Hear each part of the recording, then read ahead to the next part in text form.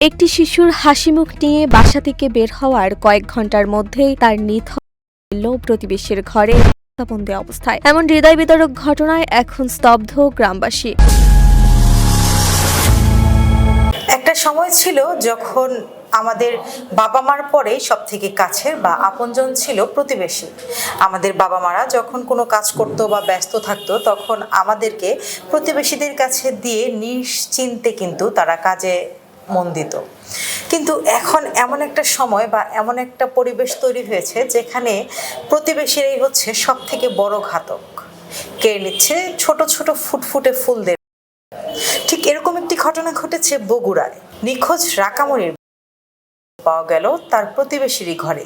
এ বিষয়ে বিস্তারিত আমরা জানবো আমাদের সহকর্মী সোহেল মাহমুদ থেকে, এবং আপনাদের সাথে রয়েছে আমি স্নিগ্ধা আখি। জি সোহেল মাহমুদ। ধন্যবাদ আখি আপনাকে, এবং ধন্যবাদ নতুন সময় সকল দর্শককে যারা এই অনুষ্ঠান দেখছেন।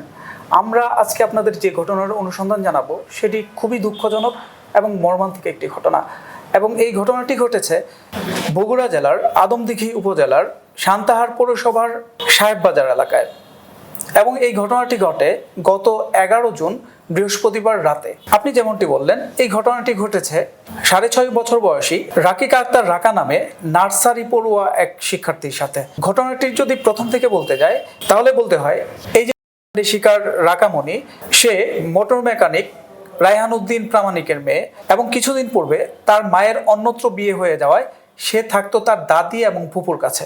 ঘটনার দিন বিকেল 5টার সময় এই যে রাকামণি, সে প্রাইভেট পড়ার উদ্দেশ্যে বাসা থেকে বের হয়, এবং রাত হয়ে যাওয়াতেই যখন সে বাড়িতে ফিরছিল না তখন তার দাদি এবং ফুপুর দুশ্চিন্তা হতে থাকে, এবং সেই ভিত্তিতে তারা এলাকায় খোঁজাখুঁজি শুরু করে।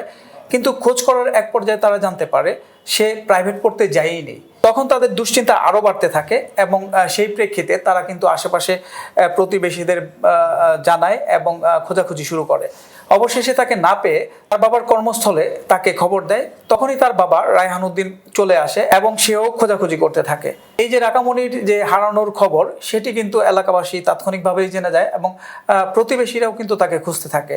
অবশেষে তাকে খুঁজে না পেয়ে তার বাবা রায়হান উদ্দিন প্রামাণিক আদমদীঘি থানায় রাত 10টার দিকে একটি সাধারণ ডায়েরি করে, এবং তারপরও সে কিন্তু খুঁজতে থাকে।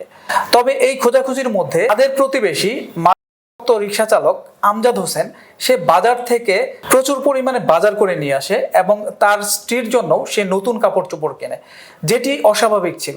এর কারণ হচ্ছে, এই যে আমজাদ হোসেন, সে রিক্সা চালক এবং থাকার কারণে তার কিন্তু সবসময় হাত টান ছিল এবং তার অবস্থা ভালো ছিল না। যেটি হঠাৎ করে এই যে বেশি বেশি বাজার করে নিয়ে আসা, এটি আসলে প্রতিবেশীদের কাছে সন্দেহজনক মনে হয়েছে, এবং এই সন্দেহের বশে তারা সেই প্রতিবেশী আমজাদ হোসেনের ঘরে তল্লাশি করে।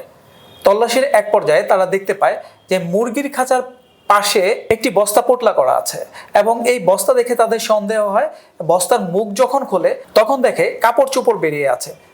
এই কাপড় সরাতেই দেখতে পায় যে দুমড়ানো মুচড়ানো এই রাকার।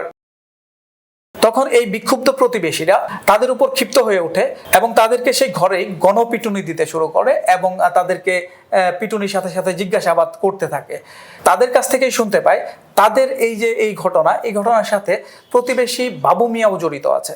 তখন প্রতিবেশীরা সেই বাবু মিয়াকেও নিয়ে আসে, এবং তাদের 3 জনকে গণপিটুনি দিতে শুরু করে।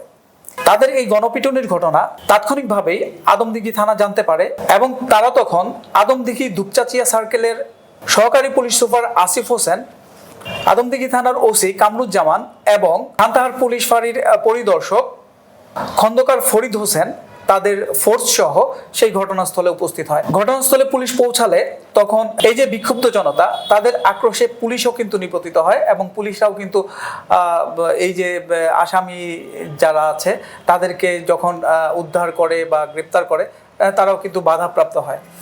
তারপরও পুলিশ তাদের 3 জনকেই উদ্ধার করে এবং গ্রেপ্তার করে।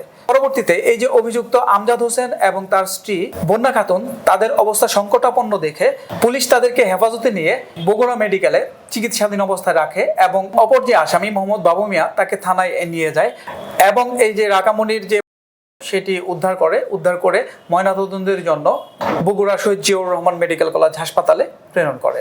আচ্ছা, এই যে রাকামণি, তাকে কিভাবে বা তার কোনো আঘাতের চিহ্ন বা কোনো কিছু পাওয়া গেছে কিনা? অভিযুক্তদের গ্রেপ্তারের পর পুলিশ কিন্তু প্রাথমিকভাবে তাদেরকে জিজ্ঞাসাবাদ করে এবং জিজ্ঞাসাবাদে তারা স্বীকারোক্তিমূলক জবানবন্দি দেয় এবং এই ঘটনাটা কিভাবে ঘটিয়েছে সেটি বলে। ঘটনার দিন বিকেলে রাকামণি যখন রাস্তা দিয়ে যাচ্ছিল তখন তার কানে স্বর্ণের দুল দেখে এই যে অভিযুক্ত রিকশা চালক আমজাদ হোসেন তার লোভ হয় এবং এই যে কানের দুল সেটি ছিনিয়ে নেওয়ার জন্য রাকাকে কৌশলে তাদের বাড়িতে নিয়ে যায় এবং তার কানে পড়া দুলগুলোকে নিতে চেষ্টা করে, কিন্তু রাকা তার কানের দুল দিতে অসম্মত হয় এবং এক পর্যায়ে সে ক্ষিপ্র হয়ে রাকাকে মাথায় আঘাত করে। এই মাথায় প্রাপ্তির পর রাকা এবং তখন সে এবং তার স্ত্রী দুজনে মিলে রাকার যে কানের দুল সেটি খুলে নেয় এবং পরবর্তীতে রাকার জ্ঞান যখন ফিরছিল না তখন তারা ভয়ের কিছু আশঙ্কা করে এবং পরবর্তীতে তার নিশ্চিত করার জন্য তাকে